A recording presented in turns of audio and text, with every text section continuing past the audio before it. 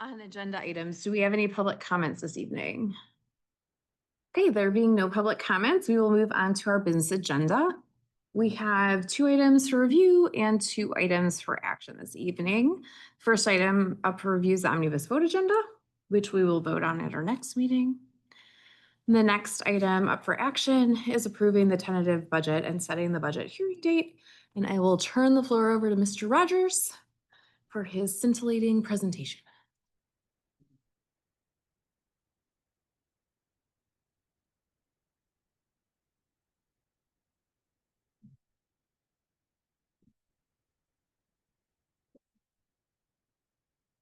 Beautiful. All right. Thank you, Board of Education, distinguished guests in the audience. We are doing the exciting budget presentation. So presentations evolved over the years, the general framework of which has remained the same. I've added some new information, but I will be going over this in its entirety for the benefit of our new board members. But as always, I ask if you're interested in learning a little bit more about the budget, we should schedule a time to sit down and talk, and I can go over some more of the more complex and substantive items. This is just going to be a higher level overview. So a budget is made up of predominantly our salaries and benefits, purchase services, operations and maintenance, transportation, our major budgetary expenditures. But the Illinois schools are held to the Illinois Program Accounting Manual and the Illinois School Code. So our main funds that I'm going to be discussing today are operating funds. That's made up of our education, our operations and maintenance, transportation, IMRF, Social Security, and working cash. Our main 3 funds, education funds all of our teachers' salaries, purchase services, supplies. Our O&M does our general facility work. That's usually our landscaping, ground care, custodial crew, and then transportation's our busing. And now one of our biggest expenditures is cab service, which I'll talk a little bit more about.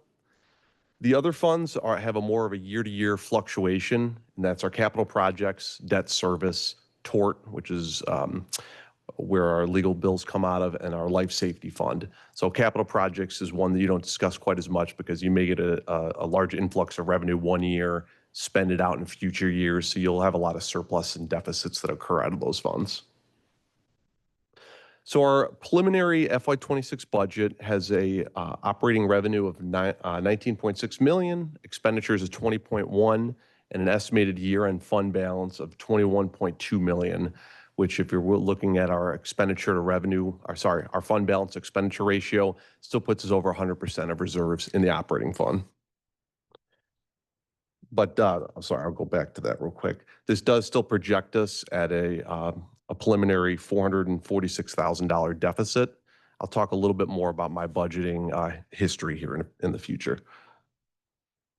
Overall, this is just a fund summary. This is just list our estimated, and these are our unaudited June 30th, 2025 fund balance in each fund, our estimated revenues, expenditures, and then just a year-end fund balance by fund. So yeah, it puts us about 105% in the operating fund and 116% fund balance for all of our funds. So when I talk about budgeting in my history of budgeting, it's an overly conservative revenue and overly aggressive expenditures. So I'll show you a historical graph, but I have budgeted a deficit in the future for all the years since I've been here. And I'll just show you in its historical context where we've ended up, but it's been a surplus every year. So what this allows us to do is absorb a lot of unplanned expenditures, and we can add in staff. Sometimes that means floating subs. Sometimes it means extra curricular purchases. But really when I'm planning for grants, Peter and I do a great job working together on budgeting for items that are necessities. We don't use grants as kind of an additional pot of money. It's the supplement purchases we would have otherwise made, and that really acts as kind of a budget balancer. So this is a separate attachment, but I just included 3 slides. These are just the 5-year projections for the education fund, the O&M, and the transportation in the subsequent slides. So just highlighting our unaudited education fund balance, our unaudited education surplus was $1.3 million from the FY25 year. We've had some rather large surplus years, and these are really the predominantly offset by the ESSER 3 grant. We've still been getting subsequent revenue from that. And the full service community schools grant. I'll talk about that in a little bit as well. But our preliminary budget is for a $135,000 deficit in the education fund. The O&M fund has what I'm going to refer to as it's a planned spend down. It's planned deficit spending in that fund. So we're held by a new ratio. It's called the Miller ratio, and it's where it looks at school districts that have over a 200% fund balance in the operating funds. So the education fund, we're just at about 90%, so we're not at risk of that. The O&M fund in FY24 has a 201% fund balance. So what I've been doing is under levying in these funds. So I could levy a little bit more, but I'm pushing more of that money into the education fund. We have a lot of flexibility in that fund. So I'm expecting we're projecting to have a $44,000 deficit last year, and I'm projecting a $278,000 deficit in this year. So what that would do is bring our year-end fund balance to 152%, dropping that ratio down to more manageable levels. And that's really a sweet spot. The State Board of Ed recommends having at least 25% fund balance in any specific fund. So we're a little high in these funds based on past expenditures. Transportation as well, we're projecting about a $17,000 surplus last year and a $32,000 deficit in the future year. And I am projecting some decent deficits in future years as well. Our transportation fund is going to be kind of the biggest threat we have in future years. Transportation costs are rising at our last contract by 9% and 8% respectively. And our cab service has gone up substantially. So we used to see cab bills in the $40,000, $50,000 range on a high year. We were at about $300,000 or $400,000 this year. And that's really the driver has been our increase in McKinney-Vento students. So what that's just going to mean in future years is we'll have to make a decision on taking tax dollars away from the ed fund and shifting it over to the transportation. Because as we sat through last week, the transportation reimbursements aren't going to be substantive enough to offset the costs of our transportation, and the state payments are delayed often by months. So we're supposed to get four categorical payments for the regular and special ed transportation. We may get 3 some years we may get 5, depending on when it's paid, because we're cash basis of accounting. When it comes in July, we book it in July. Some districts have a little different source, but that's just one of our threats that we'll be looking at and evaluating over the next couple of years. So our historical fund balance, this is just a 10-year graph. When I was talking about maintaining a minimum of 25%, back in 2010, we were at about 33%. And now our last fiscal year, we're at about 116%. And this is just, again, looking at our operating funds. So we've been able to make some good strides on maintaining a lot of surpluses, using that money for future years. Now, it doesn't mean that money can't go away pretty quickly when you see high transportation costs or maybe some larger scale facility projects. The best thing is this gives us a lot of flexibility to do a lot of different staffing decisions or building renovations in future years. So why a fund balance?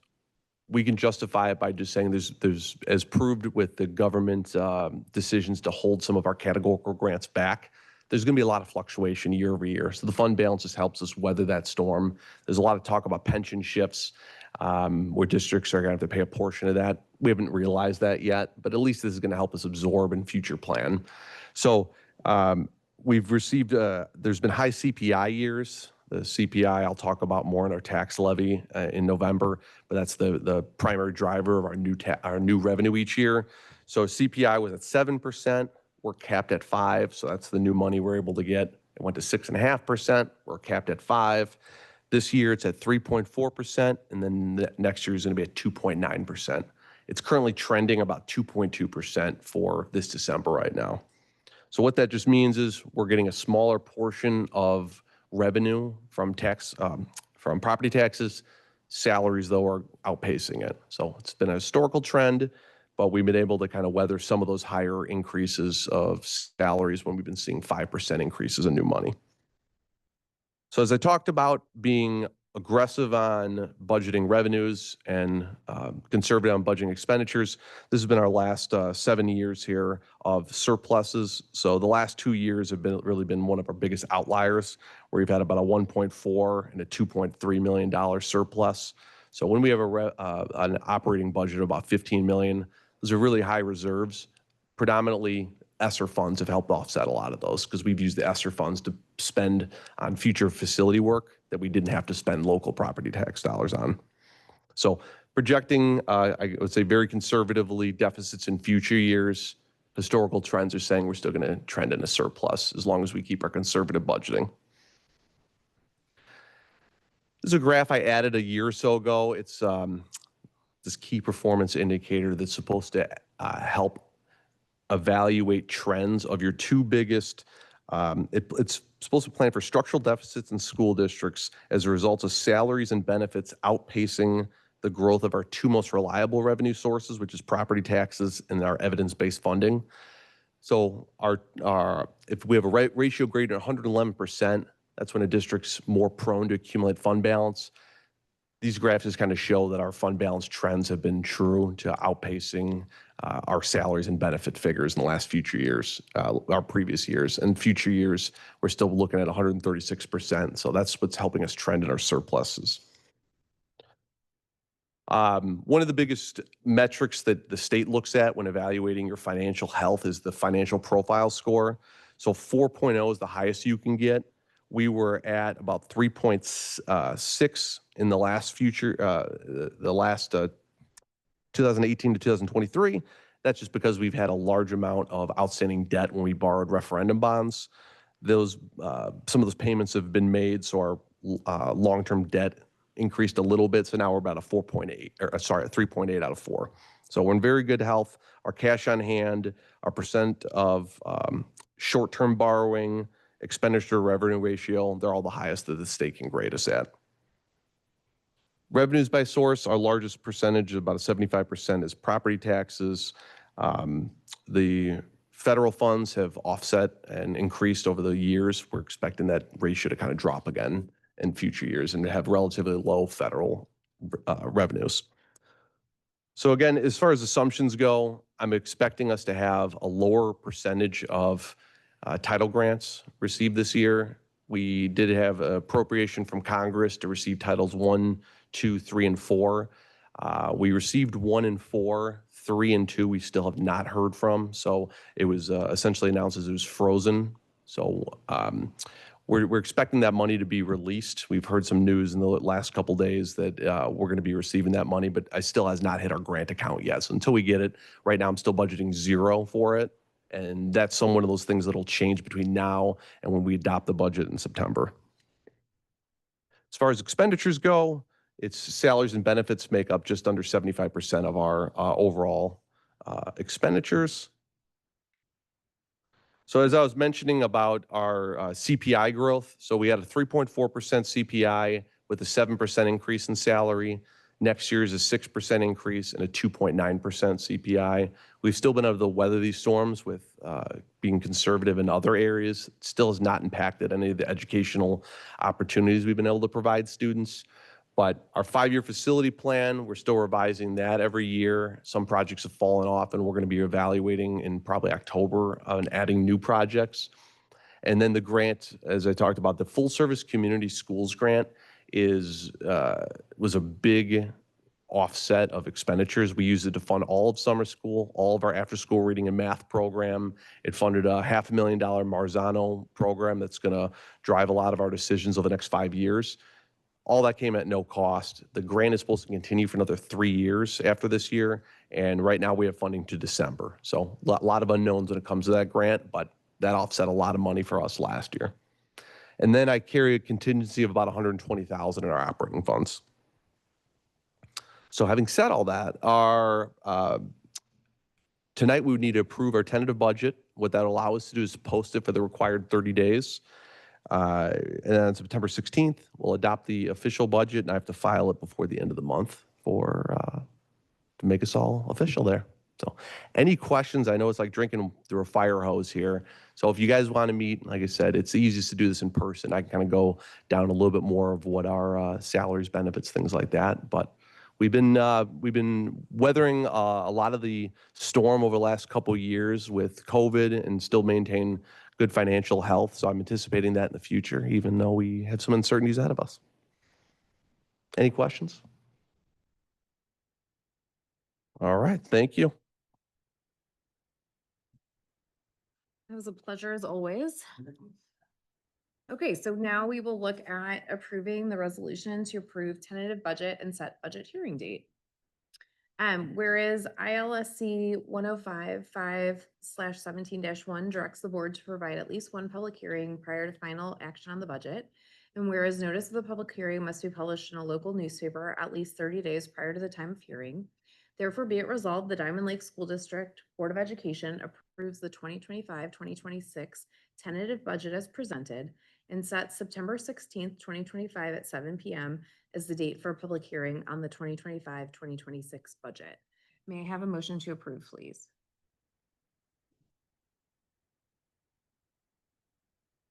Mr. Becker? Yes. Ms. Crutchfield? Yes.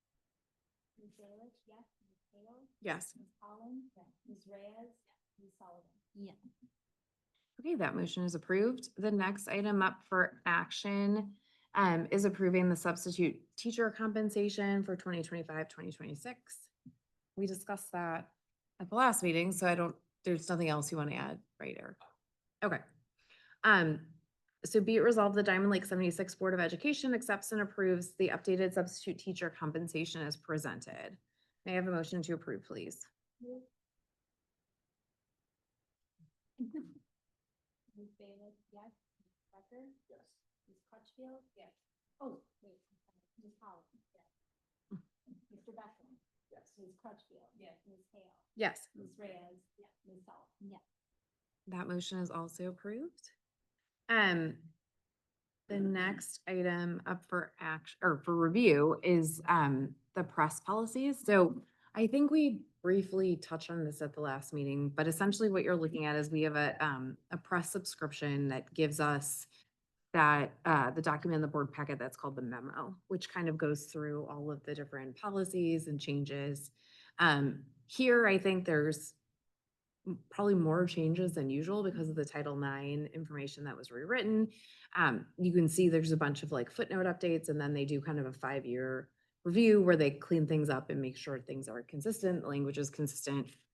So typically, like at this meeting, if people want to have discussion or have questions, we kind of talk about it. Generally, we don't have much of that because like we mentioned, for the most part, it's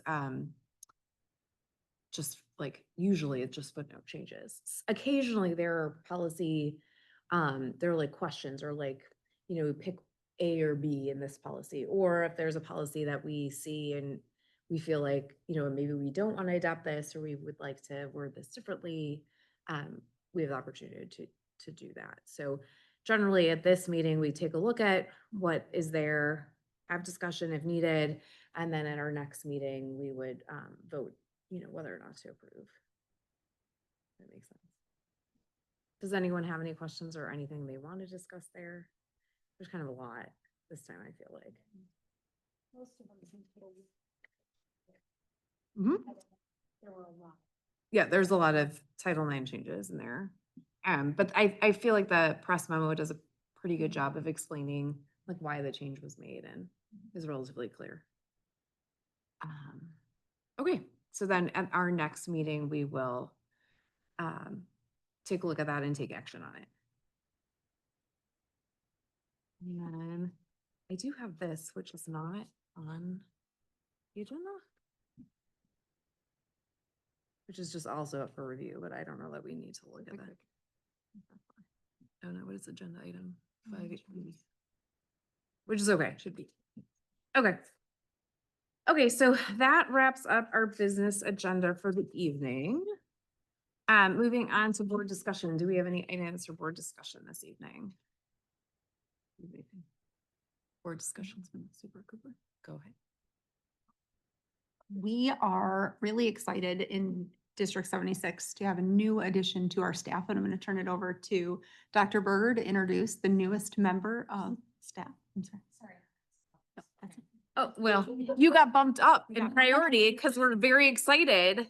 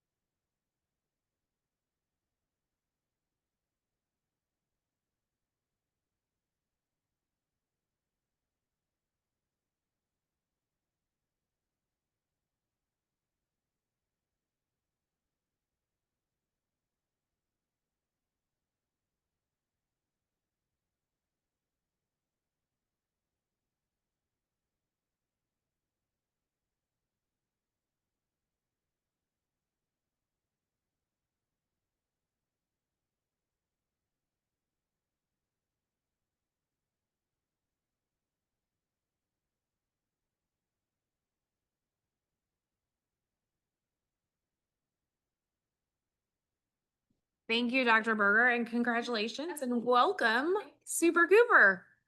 We're thrilled to have you. That's the best board discussion item we've had in years. Okay, freedom of information requests, we had one and that was fulfilled. Notice of communications, we have the information from CEDAW, I think. Okay, awesome. Thank you for attending that. Public comments and petitions on non-agenda items. Do we have any public comments or petitions on non-agenda items this evening? Okay, moving on to others. The only thing I would say for others is again with I, if you are interested in having it told Eric, like myself, just let him know because I don't, or not Eric, Hiram. Sorry, Hiram. Let him know so we can register because I feel like, is the early registration over? It's coming up on it. Okay, so we have a little time to get in for the cheaper rate. So if you're interested, let them know. Does anyone else have any others? No? Well, another quick board meeting. Okay, then we will adjourn to executive session for the appointment, employment, compensation, discipline, performance, or dismissal of specific employees of the district or legal counsel for the district, including hearing testimony on a complaint lodged against an employee or against legal counsel for the district to determine its validity, and for discussion of minutes of meetings lawfully closed, whether for purposes of approval by the body of the minutes or semi-annual review of the minutes as mandated by section 2.06. May I have a motion to adjourn to executive session? Move, a second. Ms. Reyes? Ms. Sullivan? Yes. Ms. Bayless? Yes. Mr. Becker? Yes. Ms. Crutchfield? Yes. Ms. Cato? Yes. Ms. Collins? Yes. Okay, we are adjourned. Thank you all for joining us.